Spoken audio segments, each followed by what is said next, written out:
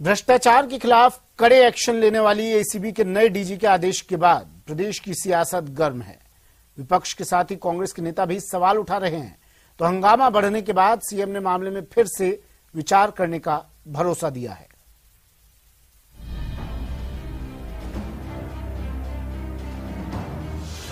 ACB के नए boss के फरमान पर हंगामा।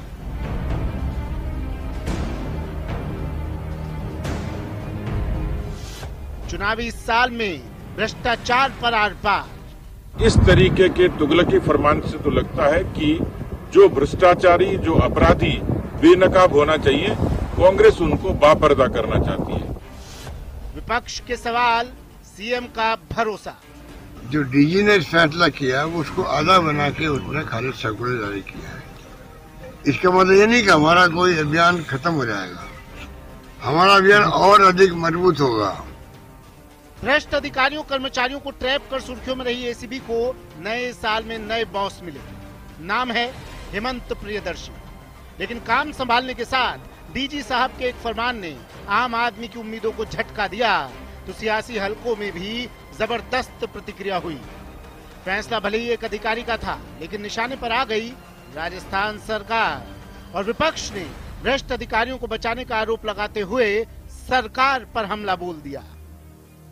आप अपराधी की पहचान नहीं छुपानी चाहिए, इसलिए नहीं, जब तक अभियोजन, कानून यह कहता है कि अगर पुलिस किसी जांच में लगती है, इन्वेस्टिगेशन में लगती है, उस समय अगर उसको लगता है कि हम किसी विषय को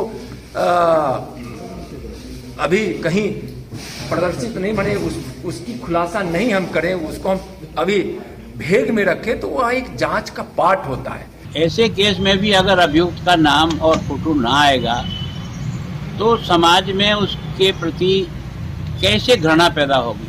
मैं सोचता हूँ कोर्ट कब सजा देती है और कब वो जेल जाता है, कोई देखने नहीं जाता है। लेकिन इस प्रकार की घटना जब घटती है और अखबार के माध्यम से जनता को जागृति मिलती है तो सबसे ज्यादा सजा तो उस काम से ही उस अपराधी को मिल जाती है। न सिर्फ विपक्ष बल्कि अपनों ने भी एसीबी डीजी के इस फैसले पर आपत्ति जताई।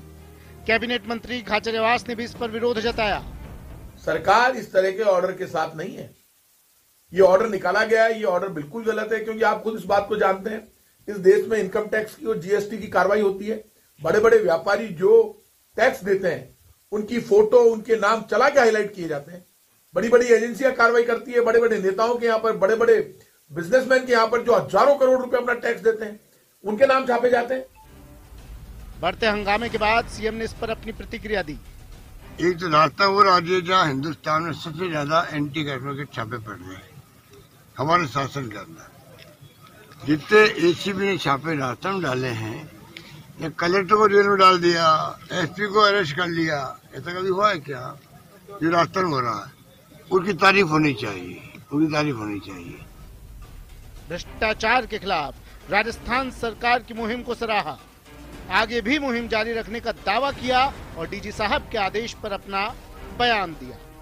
सुप्रीम कोर्ट के 3 जजों का फैसला है, 2 का नहीं, 3 का है, कि जब तक कोई मुलजिम जो है उसको मतलब सिद्ध नहीं कर दो आप कोर्ट के अंदर, तब तक उसको, कई लोग अगर कोई मान लो पकड़ा गया, वो उसमें सच्चाई नहीं है, मान लीजिए गलत पकड़ लिया, वो बदनाम क्यों हो? ये कहना गलत नहीं है कि बगैर दोष सिद्ध हुए किसी की प्रतिष्ठा का सम्मान जरूरी है, लेकिन एसीबी के डीजी साहब के फरमान के मुताबिक जब तक आरोपी पर अपराध सिद्ध नहीं हो जाता तब तक उसकी फोटो और नाम मीडिया में या किसी अन्य व्यक्ति को नहीं दिया जाएगा।